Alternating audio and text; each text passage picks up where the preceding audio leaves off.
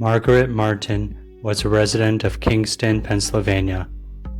She graduated from Kingston High School in 1937. She took classes at the Wilkes-Barre Business College to gain secretarial skills and graduated with honors at the beginning of December 1938.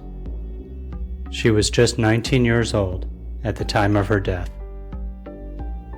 According to Betty Hopkins, a former classmate, Martin was a shy, studious, friendly girl who had many friends. Her parents described her as a living saint. She was also a devout Catholic. Martin's father was John Martin, a local foreman and minor politician. Margaret Martin was the eldest of 4 children. On December 17, 1938, a man contacted Margaret, claiming that he was setting up an insurance company and needed a secretary, adding that he had heard of her through the Wilkes-Barre Business College.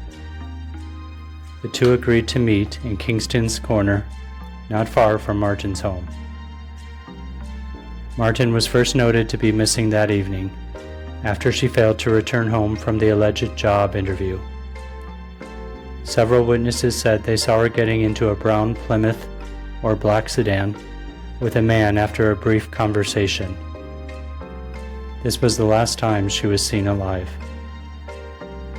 The witnesses were able to give only vague descriptions of the man, described as a suave, neat, sandy-haired young man, and were not able to identify the car's license plate.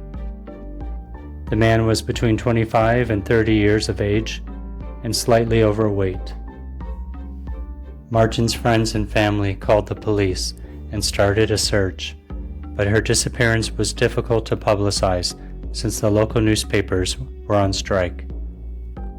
According to a 1999 article in the Times Leader, Martin was tortured and murdered in a sawmill in the mountains about 15 miles from the creek where her body was found.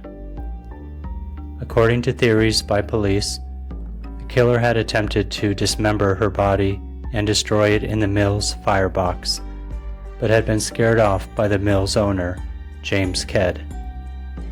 Kedd had assumed that the killer was a mere trespasser and had fired a warning shot in the killer's direction. The killer then drove to a point close to the creek and carried Margaret's body the final 75 yards to the creek, where he abandoned it. Initially, it was suspected that Margaret's disappearance was linked to a sex slavery ring.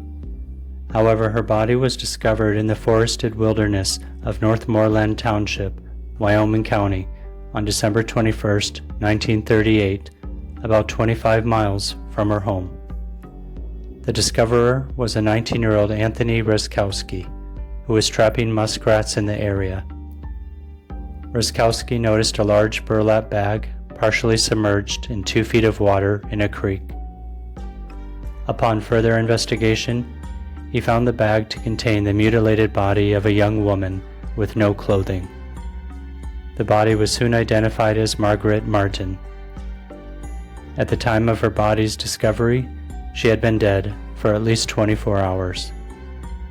If not for Ruskowski's discovery of her body, it may have gone unnoticed for several years.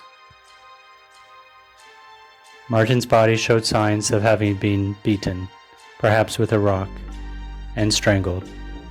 She had bruises on her throat and body, as well as knife wounds on her stomach and thigh. Her autopsy found the cause of death to be strangulation and stated that she had suffered the molestation of a degenerate. After the discovery of Martin's body, approximately 75 state troopers combed the area in search of clues.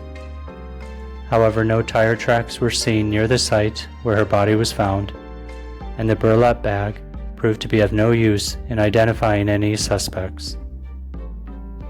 According to the Citizen's Voice, burned cloth matching the clothing Martin was wearing when she was last seen was discovered at an abandoned sawmill near Forkston. However, an article in the Kane Republican stated that this was not the origin of the cloth. Many hundreds of people attended Martin's funeral at St. Ignatius Church in Kingston on December 24th. Plainclothes police officers also attended her funeral in the hopes of noticing anyone suspicious attending. Several theories about the identity of Margaret's murderer were suggested by locals. These included a mortician from Wyoming County, a businessman's son who left the area soon after the murder, a local assistant pastor, a teacher at the Wilkes-Barre Business College, and a local teenager who had a crush on Margaret. 2 men who had attempted to attack a 16-year-old girl from Hanover Township were also investigated. Some investigators believed that, due to the killer's familiarity with the area's terrain, the killer must have been a local. More recently, it has been suggested that the killer was actually a non-local serial killer.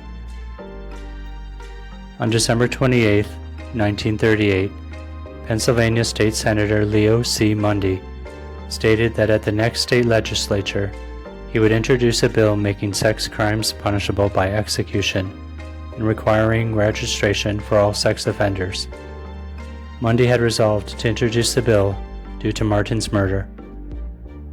Physicians and welfare and social service workers would also be required to report anyone with tendencies toward such offenses.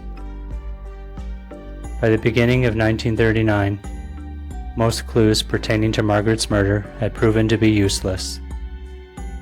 The manhunt for the killer was still ongoing in February of that year, but the police had not turned up any more information. In June 1939, further clues were discovered, but the killer was not identified. In September 1942, Orban Taylor of New York City confessed to Martin's murder. However, his confession was proven to be false after 10 hours of investigation. Taylor was not charged with that crime, although he did confess to several other crimes. In 1999, Peter Pawlowski Jr., who was at the time the county district attorney, stated that even with modern criminal investigation methods and forensic techniques, it is unlikely that the identity of Margaret Martin's killer will be discovered. It is presumed that the killer is now long deceased, and that the murder of Margaret will be forever unsolved.